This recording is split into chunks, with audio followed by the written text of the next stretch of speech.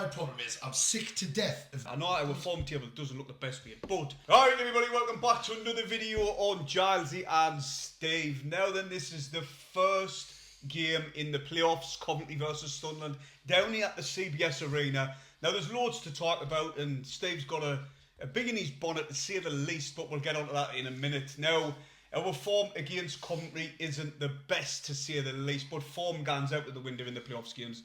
Since 2007, that was the last win. At home, yeah. At home. That was the last win. That was the last win against them, and I think we haven't ever won down at the CBS Arena. We haven't won at the CBS Arena or the Rico Arena, whatever the hell it used to be called. It was, last time I believe it was down Highfield. Aye. Highfield was 1985. But like I say, who gives a toss about that? We hadn't beat the Mags for 28 years at home until fucking Richardson fired that free kick in. So records are there to be broken, and that's what we beat me bonnets about. I'm sick of the negativity. Right then, well, before we get into the negativity, there's a massive favour, hit the thumbs up and subscribe if you're brand new, costs you Jack and Ori.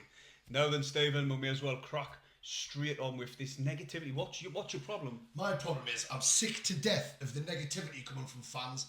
It's absolutely really pissing me off. Yes, our record against Coventry is shit. I didn't want Coventry in the playoffs, you didn't want Coventry in the playoffs, but we've got them. And in the playoffs, anything can happen. I remember watching Blackpool finish 6th and get promoted in the playoffs. It doesn't matter. The players will be up for it. And if they're not, then more fool them. But the negativity from the fans, from what I've seen, I'm sick of it and I think it's an absolute disgrace. We support Sunderland through and through no matter what. So let's get behind them. Let's get behind them and spur them on. Because honestly, loads of people I've spotted have given already. They're talking about looking at what championship games they're going to get into next season. I didn't get it. Two biggest games coming up of our freaking recent history. And we need to be backing them, we need to be there for them. I mean, the club even listen to us because they're using us in the voiceover on their video. You know what I mean? But no, I just don't get where the negativity's coming from. We should be backing them, we should be all getting hyped up for it. And everybody knows anything can happen in a game of football. Anything. So that's what I've got to say. Well, the words of Forrest Gump, that's all I have to say. Well, somebody put I've just watched the video. What I was trying to say is you buy your tickets before Friday and then close it on the Friday. So then they cannot wait till that day because I think we've sold 31,000.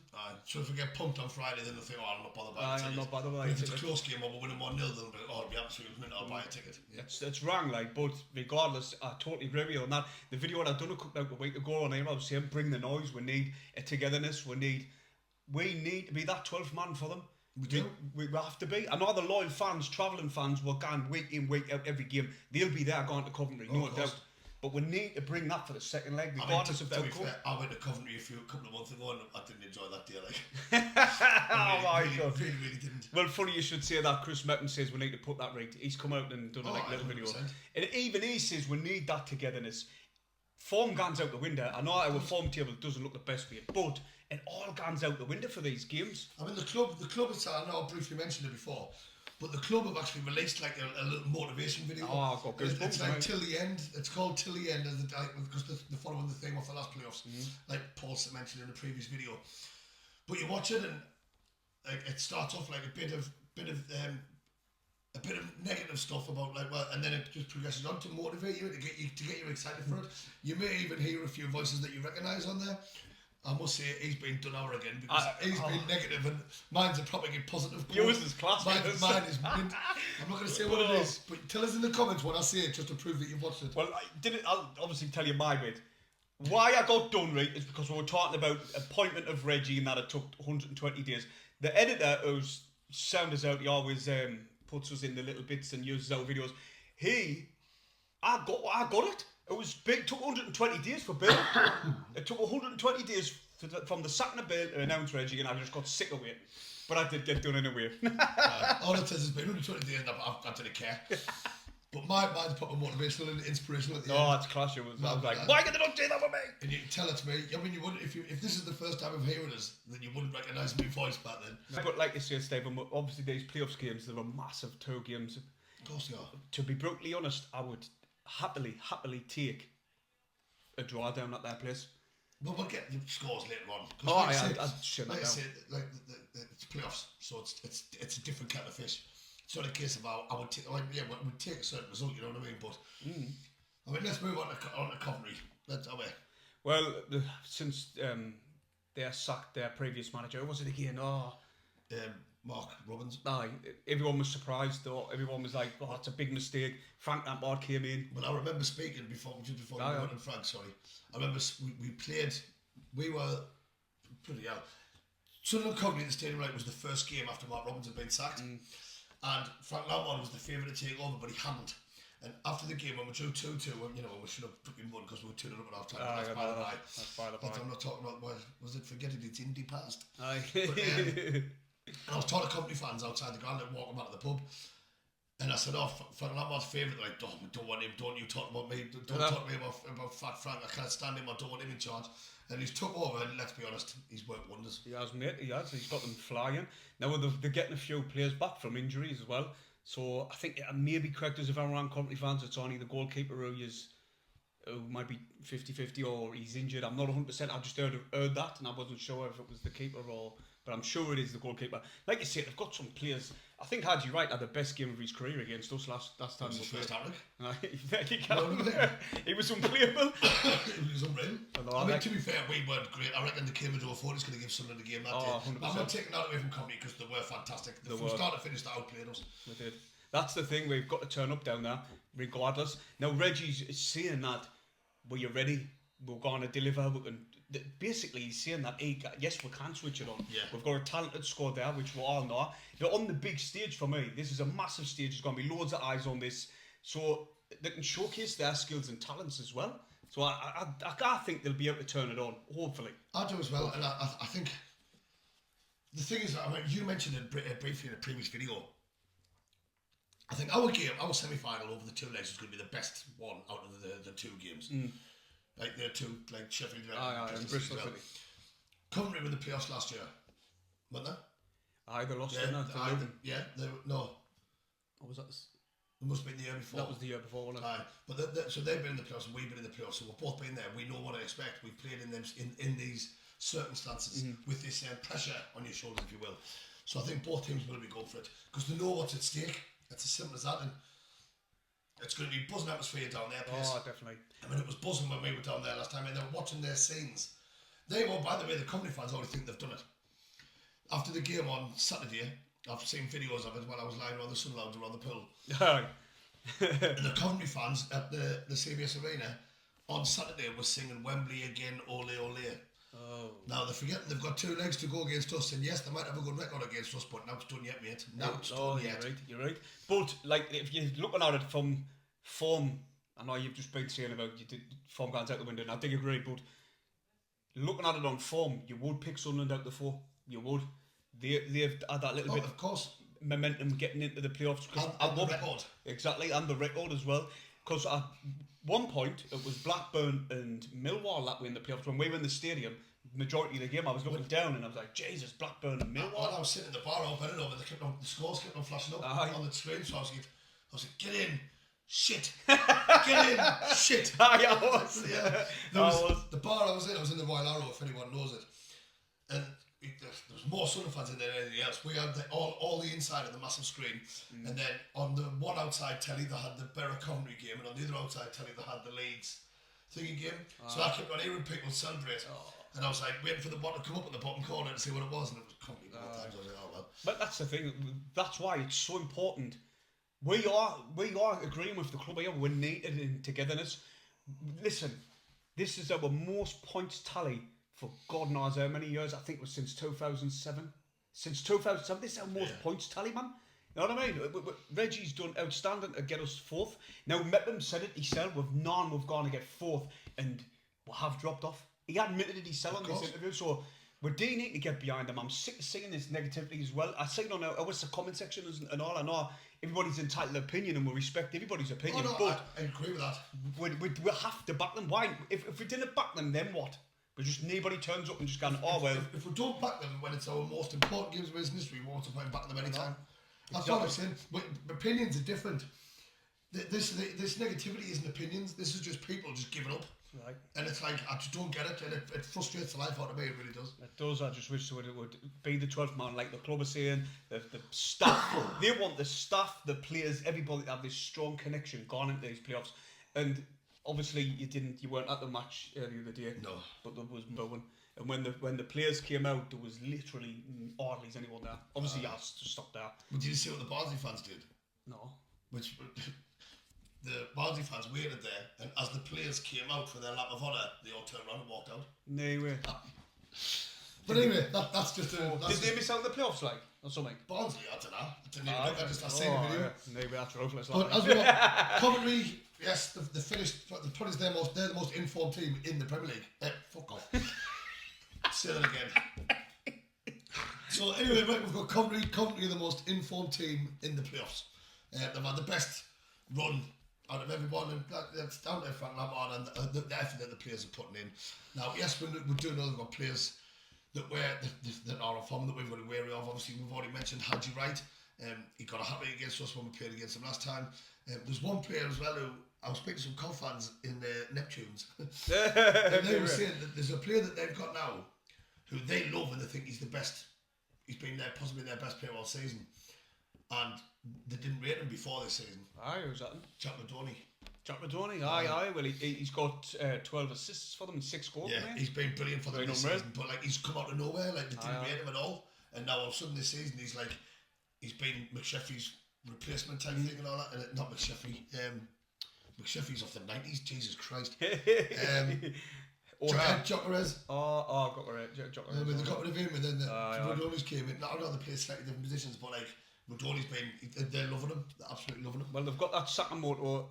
He's just signed a new deal for them. It was Brighton, so that's a little bit more extra confidence in it. You know, and new players who's really good sign new deals. Obviously, the centre half as well. He's a threat. He's got 5 goals for them. Bobby Thompson. Yeah, Bobby Thomas. And the Grimes and all, he's been like, I wouldn't say so much as unsung hero, but he's been really good for them and all. Yeah. Just in front of the defence. So he kind of does the dog work, which we mentioned so many times for Dan Neil this season. But yeah, look, we're under no illusion. It's going to be tough. It's going to be tough, regardless of what's happened in the past. It's going to be tough because it's a team that's on form. The where they are on merit. Let's be honest, and they are in a very good opposition. But like I say, we need to forget about the last 5 games. I know it's hard. We need to forget about the last 5 games. They're done and dusted. They were in the league. The league's finished. This is now the playoffs. It's a different competition. We weren't in great form in League One playoffs, if you remember. We finished 5th. But we got the final and we got the job done. And let's be honest, I mean, we'll get on predictions now. I think we'll get it done this time. I really do. But it's going to be a very, very hard task. That's what I like to hear. Confidence. It's going to be a very hard task, and we need 110% from the players, and the players need 110% from us.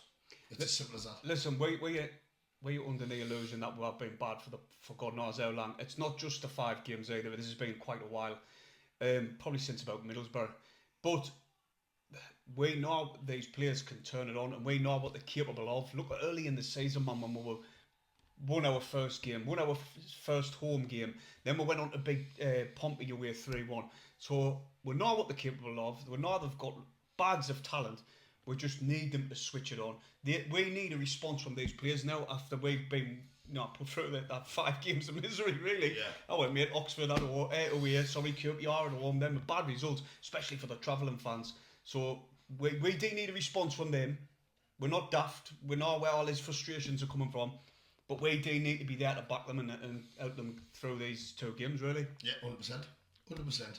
And that's about it. Then, Stephen, so we may as well move on to Sunderland and talk about how you would approach this game. What lineup would you go with? And who comes in, who's on the bench, this, that and the other. It's a tricky one. It is. It is a tricky one because I think they've been a bit of we don't know exactly who's officially back. Well, we know Ballard's back, obviously, because he made an appearance. Mundell, he's not. He's back. He's not yet. Alicia will feature, he said. Right, will he be on the bench, I'd imagine?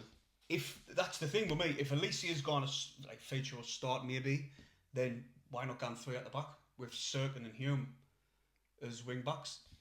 That could be an option, and then 2 up top, and then Robertson obviously Well, He's not going to He's not, but that would be mint, wouldn't it? Yeah, but he's not going to do something That like would that be in the mint, playoffs. The formation that we haven't done all season. Well, do you know when we done it? Coventry, and we were winning, I think, 2-0, and then obviously they just took the foot off the gas in the second half. Basically, I thought, well, we've done it. No, and then we regretted it. But I would love that, like, but I just can't say that. Formation-wise, I think it's going to stick to the same one that we've played all season. More than likely. Because it's what we know.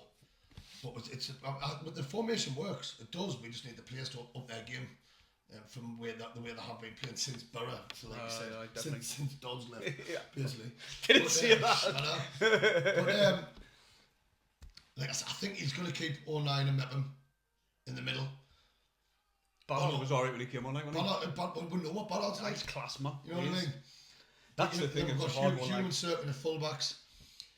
I think he's going to do the same starting lineup as what he played in the thingy. I think it's going to be Rig, Neil and Job in the middle. I think Lefay's on the right, on the left, Roberts on the right, and I think Mayer up top. Say with him coming out and saying that about Mundell, that he's not going to be fit, I think that's what the lineup be. Me personally, I would love to see 3 at the back with the wing backs of Hume and Cirque, then Neil, Job, Lefay, and Mienda and Isidore, and then there's this talent to come off the bench. Then you've got Roberts to change a game. Rig, but that Rig, when we were down there, Rig was might as well been invisible. He gave the ball when it definitely wasn't invisible in the first half. He only gave the ball away 9 times. He honestly, it was the worst I've seen him play down there last time. I mean, hopefully, if he starts to be a different kind of fist this year. Well, say what he's capable of, man. Of course, we know what he's like. He's a little buzzy bee. He just gets around everywhere. You know what I mean? Unreal, he's confident on the ball. He's confident in tackling. But for once, we're going to have strength on the bench. We are. Which will need to be used. It'll need to be used. But say that's the thing for me, regarding players forming. He's been like this for this long, that for that long. But every one of them have been off the ball for God knows how long. So if they can't switch it on, like Reggie says they can, then, and we are all hoping they can, then obviously we're going to see certain players with the form they had early on in the season. So then you're looking at it different, then, aren't you? So God knows, mate, it's going to be a hard one. It is going to be a hard one, but I'll tell you what as well, we haven't mentioned off Saturday. Lefay was shocking on Saturday. Absolutely shocking. Cole as well, mate. But he's a big game player. That's what. And this is a very big game. And it's like I say, we're down there place on Friday. Paul, will you be doing a live stream? Of course. Unfortunately, I won't be because I'm at work. Which can't be out, I'm afraid. No, can't. So, I'll still be listening in illegally. Don't tell work. But, you know. They'll probably watch it. Oh, I don't think so. Oh, well. They're all well, then with that, we'll get on the score predictions, eh? Yes, let's go for it. Do you want to go first? I'll go first if you want. I think it's going to be a very tough battle down there. I think both teams are going to go for it. And I believe it's going to be 2-2. Oh, I thought you were going to say mine there. Well then, I think it's going to be a very cagey affair. Obviously, teams are not going to want to give too much away. I don't know what to do. I'm going to go on Coventry 1, Sunderland 1. We'll take it back to the stadium. So we're both going for the draw. Right. We're both going for the draw. We've asked for confidence and, everybody be upbeat, sitting on the fence. Getting a draw down there would be mint. It'll be massive, man. And then you've got to give us the upper hand. I know we haven't beat them in so long, but good atmosphere, everyone behind them, making a hostile environment for them. Because that's what they're going to do to us down there. Before we go on, I was just wondering, I don't know if you've heard, is there any signs of a display by anyone? I think the new club people have asked for donations regarding storage for the stuff what they've got, but I didn't know if they've asked if they dig anything or. I haven't. To be fair, I haven't been on this planet for the last 6 years. But I believe there's going to be something similar to what we had the last time in the playoffs. I hope so. Because it worked. That was class, wasn't it? If you notice on that video, which we told you to go and watch, because we're in it, well, our voices are. Aye. We're still in it. They're using the same slogan till the end. As if the same fans stick with us till the end and, we'll get it done. So, there will be a display. I remember last time there was freaking fire, flames, and everything, you know what I mean? And like, the display all out. But, we'll find out about that on Tuesday, to be fair. No, definitely. Well then, that's it. Hit the thumbs up. Subscribe if you're new. And for God's sake, need more negativity. Away the lads!